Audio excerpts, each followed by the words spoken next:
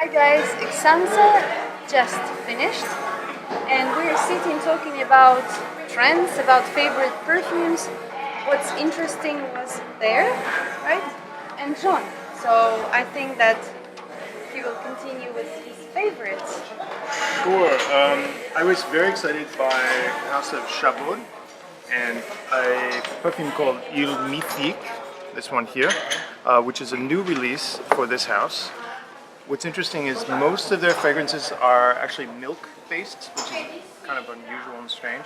They've decided to do more intense versions with these. This is a licorice-based aromatic, which I found pretty intriguing. This is one of the ones that I really like. Another house that I really like is DFJ or like it DFG. too. Yeah. This is a series of three, and I That's so think good. I wanted to hear what others thought about this. It's a series of perfumes about love, but the story is very good, very good. Sort of the opening of love, more sexy love, and then sort of universal love. So I'm curious what other people thought about that. So this perfumer, I think it's in his style to create deep, woody, warm, very characteristic perfumes. And here, so I like the second one, Sensual Love, and so the last one. So and the second one, so it's Sensual Love. It's so warm, deep, it's like a hug. I really love it. So guys, what's significant? And in general, do you like the show? I mean, was it good? Yes. I mean, because no, just don't Yes, we love it. No, I like it very much, but I know that there Yeah. were different opinions about that. I always have something negative to say, so I'll say. Come on. The lighting makes it difficult to stay there 4 days under that dim lighting, and also very hot temperature. That makes it difficult for my nose, and also I feel like I needed one more day. Oh, that's I- for sure. Yeah. Every Yeah, time. yeah. wrap it Too up. many things to look at and to smell, and I wanted more. I wanted because it's not human. It's not humanly That's possible. your genuine complaint. Not really good. Really, that's Find more day. better lighting.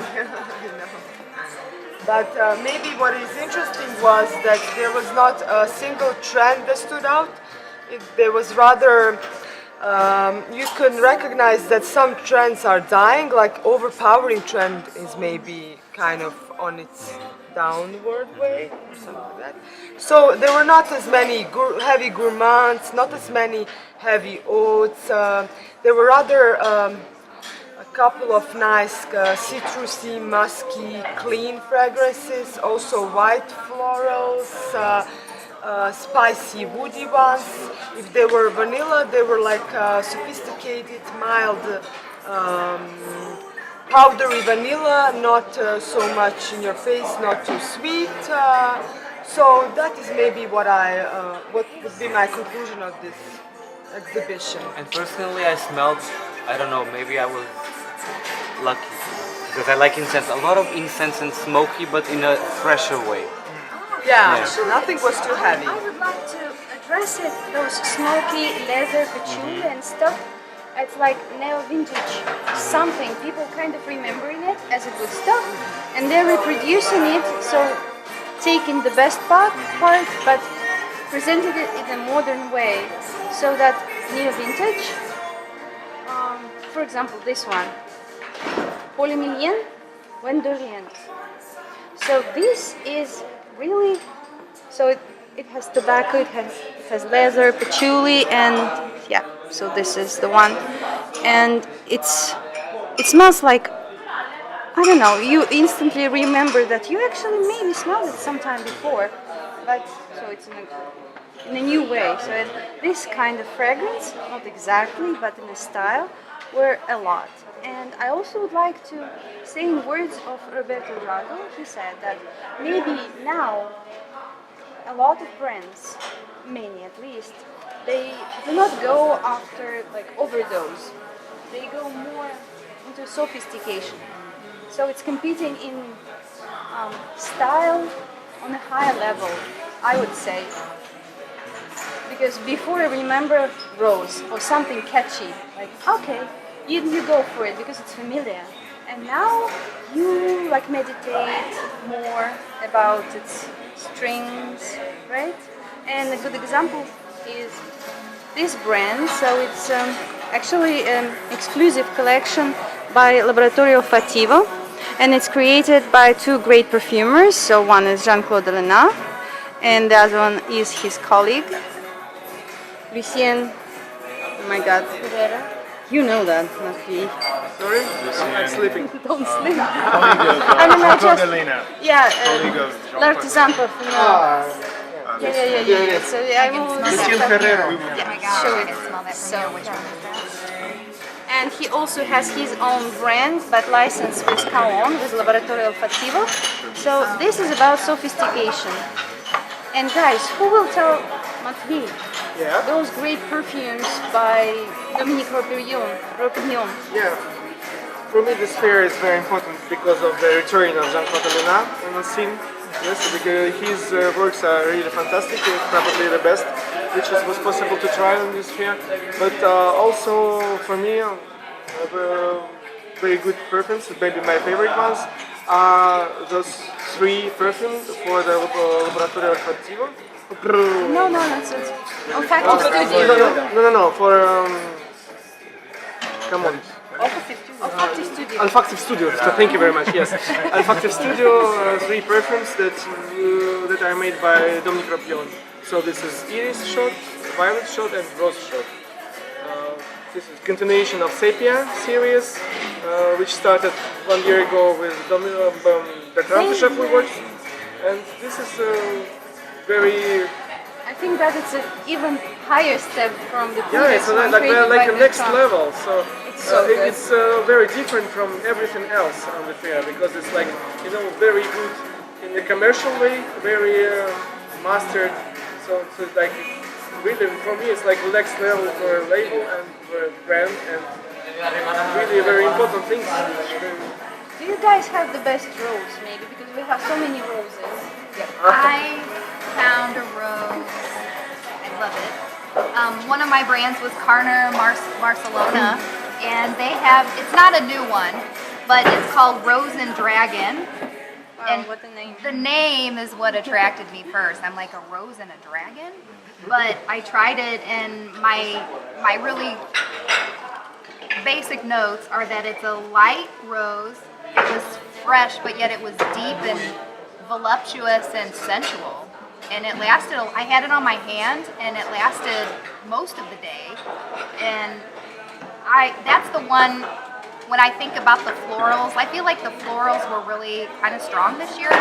Tuberose and rose. And when I think about a rose that really caught my eye, it's this Carner Barcelona Rose and Dragon. I really liked it a lot. Do you have any other roses, Sandrina? Yeah, You're a specialist. one of the nice roses is outside of the fair, actually. But I have to mention, it's from Vidia new collection. It's Rose Arabia collection that they launched recently, and it's Taifi rose, very oriental but sophisticated. Is it like sweet or? No, it's not sweet. It's a bit spicy, nice, very well polished. But I would like to get back to Jean-Claude Elena. And after Esxence Rare launch he worked for Hubiran. This year he present two new fragrances by Jean-Luc Paris for Paris Monte Carlo. One is Rose, and it's an amazing one. And Another one is jasmine. another one is Jasmine. Thank you. I don't like what is better. So what do you For like? me, Rose. For me, it's Rose. Yes.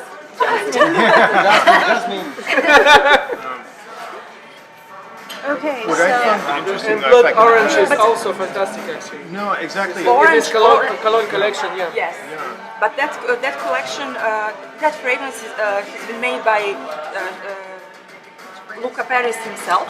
He was a perfumer, and actually it was his second fragrance. His first fragrance is from last year, from the Cologne collection, and it's Mandarin. This is Sicilian that's Mandarin. blood orange. No, this year is blood orange, but the first month.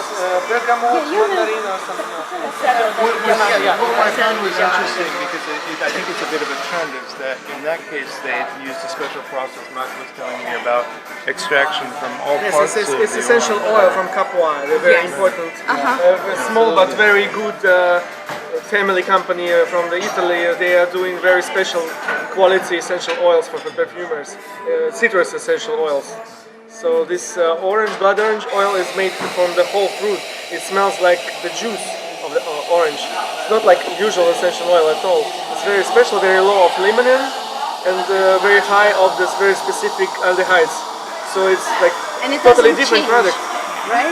It doesn't change on the skin, so it stays orange for quite a long time. Yeah, it's very long which is lasting hard actually. for Yes. Yeah, so With time, it's difficult. more and more orange. Yeah. But I thought this was an interesting trend because I talked to two other houses, one of which was the Rose, and they talked about doing a rose perfume that had 3 different extraction techniques of the same rose.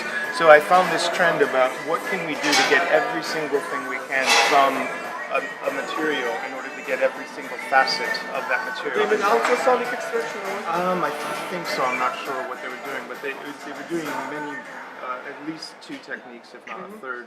And there was another house that I'm forgetting the name right now, but they were also doing Monom, I think is doing the same for the oils that they were doing, using multiple extraction techniques. Yeah, this for is a number very of modern materials. modern technique, and it's Right. used not in the very big amounts, and only actually the niche brands can use this material. This is ultrasonic extraction.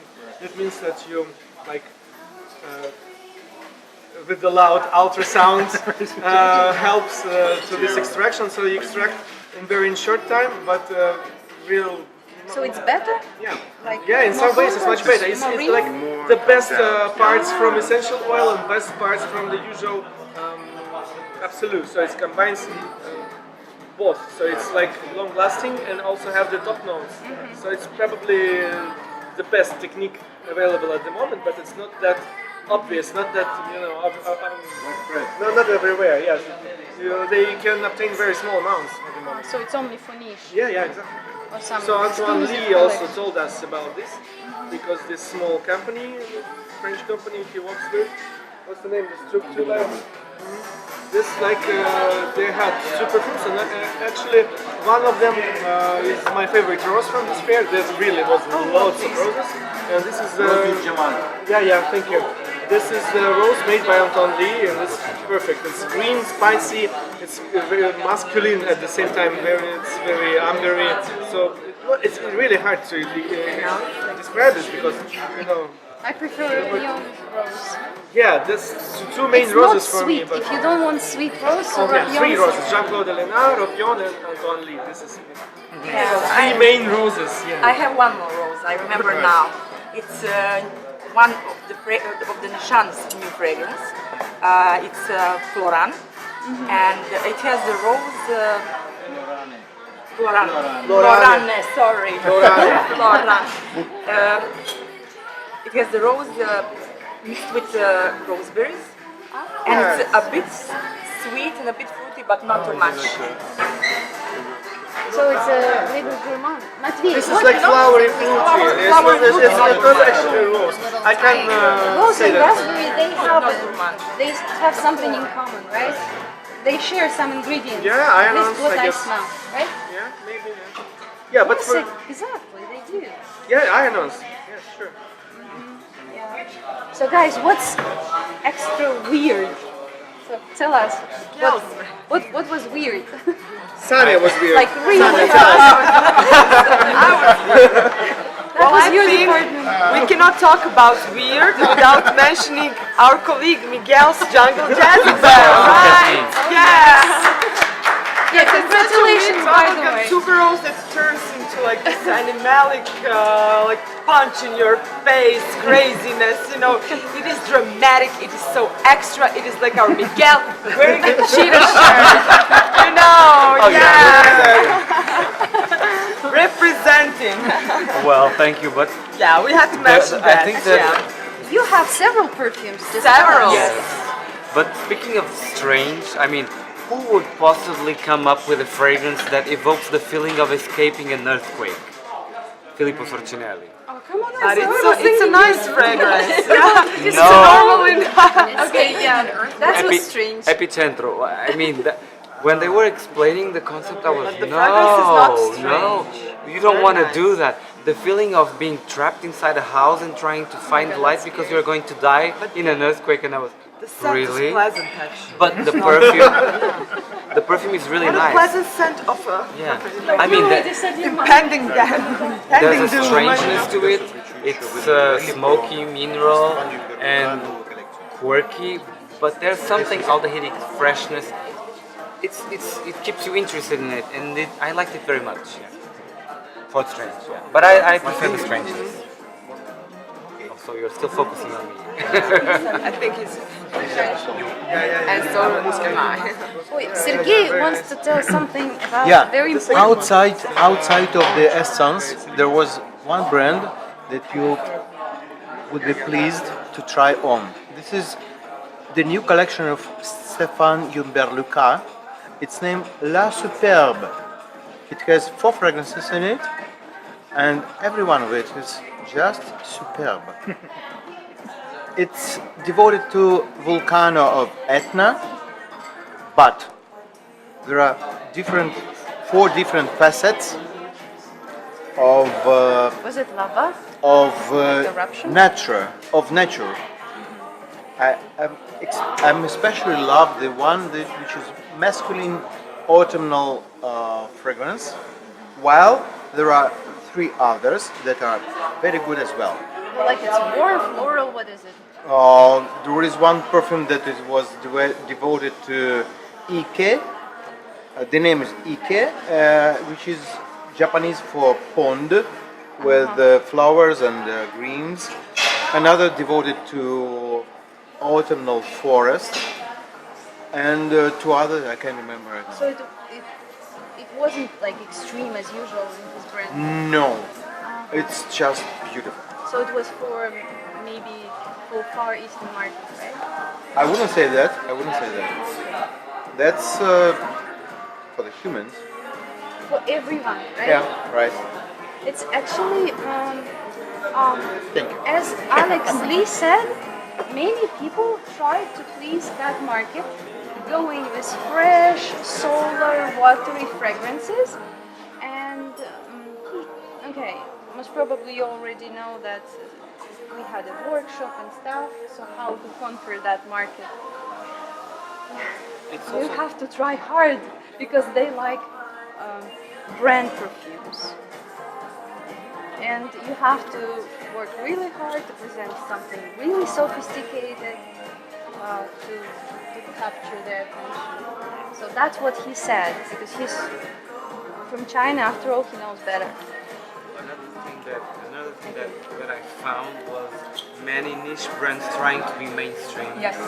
And saying, so presenting new fragrances and saying, we want to reach the non-niche consumer, which is shocking for me. Non-niche, I mean, who buy brand? maybe like new. The consumer who, like millennials who buy 20 euros fragrance, but maybe they want low quality fragrances but paying more, and they were admitting to it. And there was a brand, for example, the perfumes didn't smell like anything, and but we want to sell, and they are constantly launching very commercial fragrances. This new one, Experimentum Crucis, I think that's the name, created by Canton Biche.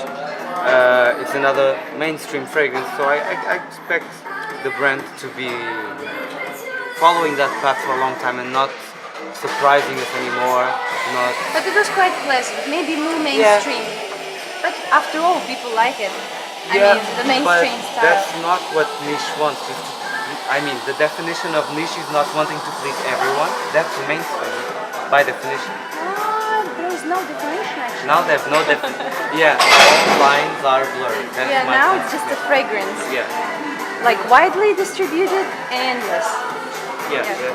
Okay, so we will write about every trend and our favorites are coming out very quickly, right? So we just have to smell it properly. Yes. And for now, we're going to just continue with our celebration.